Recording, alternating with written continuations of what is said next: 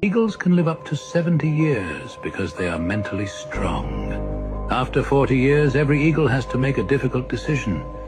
Its claws are no longer sharp enough to hunt. Its beak becomes bent and blunt, and its feathers become thick. The eagle has two options. Either it dies, or it goes through a painful change. This painful change is that the eagle must go to the mountain and crush its beak on a rock until it falls out. When the old beak falls out, a new beak grows in. With the new beak, the eagle rips out its claws, and new ones grow in. Then the eagle plucks out its feathers, and new ones grow in. This painful journey lasts 150 days, but after doing this, the eagle gets a new life.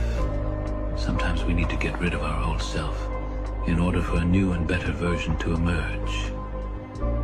If you're not following us, you will probably never hear my voice again. But if you are, congratulations.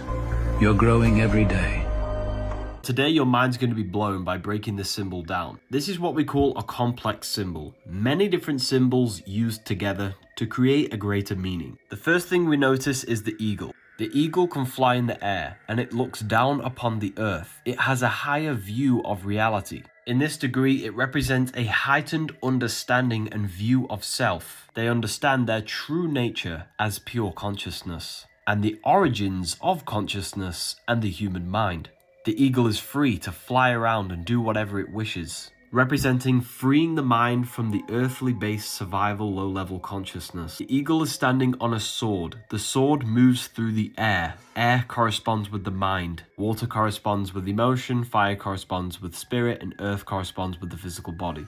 The eagle standing on top of the sword represents control over the mind. The eagle is superior to the mind. The mind does not control the individual at this degree. They have gained self-mastery and power. If you hold a sword, you have power over someone. The eagle's using the sword, representing using the mind and the mind not abusing and using you. This is a symbol of self-control and personal power. The eagle looking to the right is looking into the future. The eagle looking onto the left is looking into the past. This represents analyzing the knowledge of your past and the actions that have led you to this very point, and what you can do now to change and create a better future. A triangle with the number 33 inside of it. 3 represents transformation. This is why Jesus was in a cave for 3 days. Because the number 3 represents thoughts, emotions, actions, the 3 forces we hold control over in this life. In order to achieve this level of understanding of reality and personal mastery over the mind,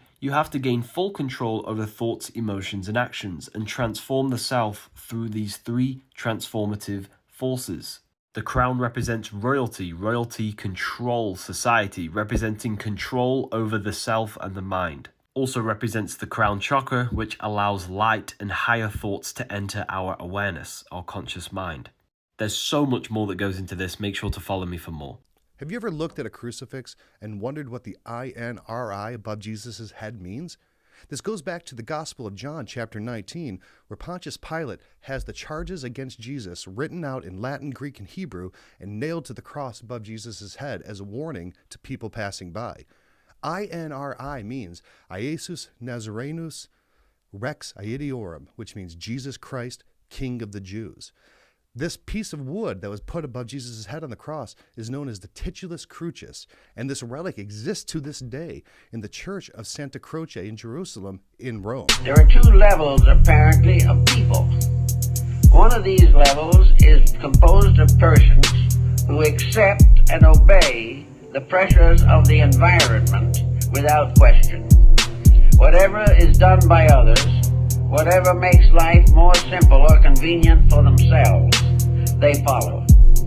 Then there is another group, a smaller group, which does not accept these limitations, but strikes out to find expression or to solve problems that challenge the inner life. Now, the only place where the solution to the problem can be is within the individual.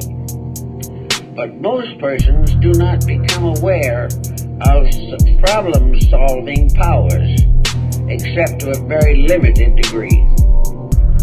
So we start looking around, trying to find out how this person, this being in the body, functions. And the first point we come, of course, into face-to-face contact is that this power, whatever it is functioning through a body. It is a body which is a kind of house. And in this house, the being in the body lives, or exists, or functions. It is not only an occupant, it is a creator.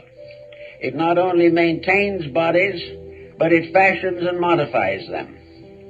And this being seemingly is forever attempting to move the body structure into harmony with the purposes of the inner life. In other words, what the being in the body wants is that the body will serve its purposes. And one of the main problems we have today is a serious complex in this area. In other words, we are now trying to give to the body or to the personality that authority or that consideration which duly belongs to the being in the body.